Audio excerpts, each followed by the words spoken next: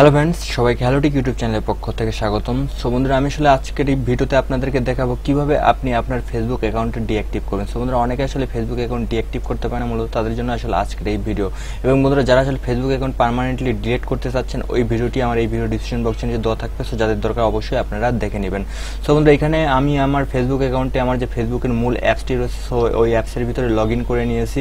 So log in করার পর বন্ধুরা, আপনারাও আপনাদের মানে ফেসবুক অ্যাকাউন্টটি ওই অ্যাপসের ভিতরে লগ ইন করে নেবেন। লগ ইন করার পরে উপরে এখানে দেখেন যে 3 ডট মেনু রয়েছে, আপনি এখান থেকে অবশ্যই 3 ডট মেনু এর উপর একটা ক্লিক করে দিবেন। সো তারপর আপনার সামনে ঠিক এরকম একটি ইন্টারফেস চলে আসবে। সো আপনার একটু নিচের দিকে চলে যাবেন। সো বন্ধুরা, নিচের দিকে আসার পর এখানে একটা অপশন রয়েছে, সেটা হচ্ছে সেটিংস অ্যান্ড প্রাইভেসি। সো আপনি অবশ্যই এখান থেকে সেটিংস অ্যান্ড প্রাইভেসি এটার উপর একটা ক্লিক করবেন। সো এটার উপর ক্লিক করার পর আপনার সামনে ঠিক এরকম একটি ইন্টারফেস চলে আসবে। আর এখানে বন্ধুরা আরেকটি কথা বলে রাখি, আপনার যদি এইরকম সেম অপশন না আসে, সো সেক্ষেত্রে আপনি অবশ্যই আপনার যে ফেসবুকের যে মূল অ্যাপসটি আছে, ওই অ্যাপসটি আপডেট করে নেন। আপডেট করে নিলে আমার এখানে যে অপশনগুলো দেখতে পাচ্ছেন, আপনার ওখানেও সেম এই ধরনের একই অপশনগুলো চলে আসবে। সো বন্ধুরা, তারপর আপনাকে অবশ্যই এখান থেকে যে এই সেটিংস অ্যান্ড প্রাইভেসির নিচে যে অপশনটি রয়েছে একটা দেখেন, সেটা হচ্ছে সেটিংস। সো এখন অবশ্যই আপনাকে এখান থেকে সেটিংসের উপরে একটা ক্লিক করে দিতে হবে। সো তারপরে আপনার সামনে ঠিক এরকম একটি ইন্টারফেস চলে আসবে এবং প্রথমে দেখেন একটা অপশন রয়েছে, সেটা হচ্ছে অ্যাকাউন্ট। দেন তারপরে একটা অপশন রয়েছে দেখেন personal and account information. So এখন অবশ্যই আপনাকে এখান থেকে পার্সোনাল অ্যান্ড অ্যাকাউন্ট ইনফরমেশন এটার উপর একটা ক্লিক করে দিতে হবে। সো তারপর আপনার সামনে ঠিক এরকম একটি ইন্টারফেস চলে আসবে। আপনার ফেসবুক অ্যাকাউন্টের নেম দেখাবে, কন্ট্যাক্ট ইনফো দেখাবে, আইডেন্টি কনফার্মেশন এটা দেখাবে। দেন তারপর নিচে একটা অপশন রয়েছে, সেটা হচ্ছে দেখেন account ownership and control. So এখন অবশ্যই আপনাকে এখান থেকে অ্যাকাউন্ট ওনারশিপ অ্যান্ড কন্ট্রোল এটার উপর একটা ক্লিক করে দিতে হবে। সো বন্ধুরা, তারপর আপনার সামনে ঠিক এরকম একটি ইন্টারফেস চলে আসবে। সো বন্ধুরা, এখানে ফার্স্ট যে অপশনটি রয়েছে, সেটা হচ্ছে দেখেন মেমোরালাইজেশন সেটিং। দেন তারপরে ডিঅ্যাক্টিভ অ্যান্ড ডিলেটেশন।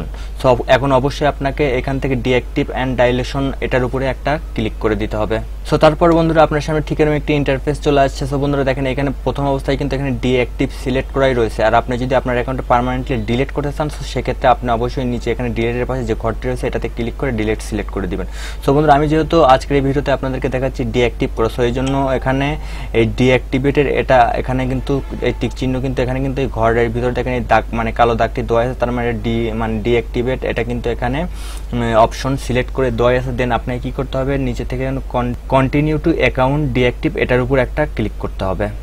সো বন্ধুরা, তারপর আপনাকে অবশ্যই এখানে আপনার যে এই ফেসবুক অ্যাকাউন্টের যে পাসওয়ার্ডটি আছে, সো এই পাসওয়ার্ডটি এখন এইখানে যে পাসওয়ার্ডের যে ঘরটি দেখতেছেন, এই পাসওয়ার্ডের ঘরে অবশ্যই আপনাকে আপনার এই ফেসবুক অ্যাকাউন্টের পাসওয়ার্ডটি এখন এখানে বসাইতে হবে। সো বন্ধুরা, এইখানে দেখেন আমি আমার এই ফেসবুক অ্যাকাউন্টের পাসওয়ার্ডটি এখানে বসাইছি। দেন বসানোর পর এখান থেকে এই যে কন্টিনিউ যে অপশনটি আছে, এখান থেকে সরাসরি কন্টিনিউ এর উপর একটা ক্লিক করে দিবেন।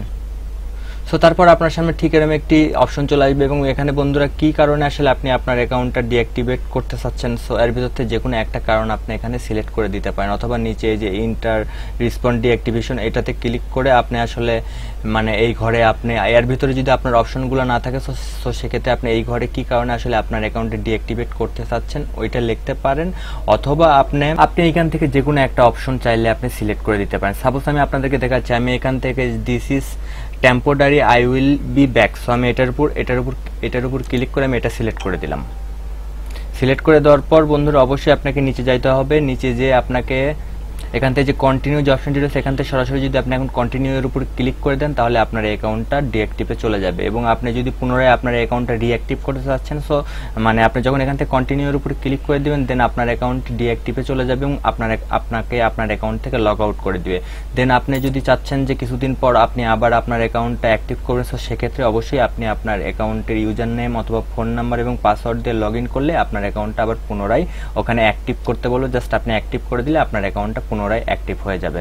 সো জাস্ট এইভাবে আসলে আপনি আপনার অ্যাকাউন্টে ডিঅ্যাক্টিভ করবেন। সো বন্ধুরা, আমি আসলে আমার অ্যাকাউন্টে ডিঅ্যাক্টিভেট করবো না, সো এই কারণে আমি আসলে এখন এখান থেকে যদি কন্টিনিউতে ক্লিক করে দিই, তাহলে আমার অ্যাকাউন্টটা লগ আউট হয়ে যাবে, আমার অ্যাকাউন্টে ডিঅ্যাক্টিভ হয়ে যাবে।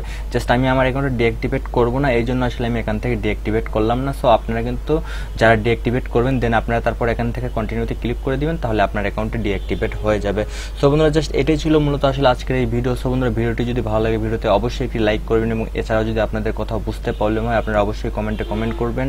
এছাড়া যারা এখনো পর্যন্ত চ্যানেলটিকে সাবস্ক্রাইব করেনি, অবশ্যই চ্যানেলটিকে সাবস্ক্রাইব করে নেবেন।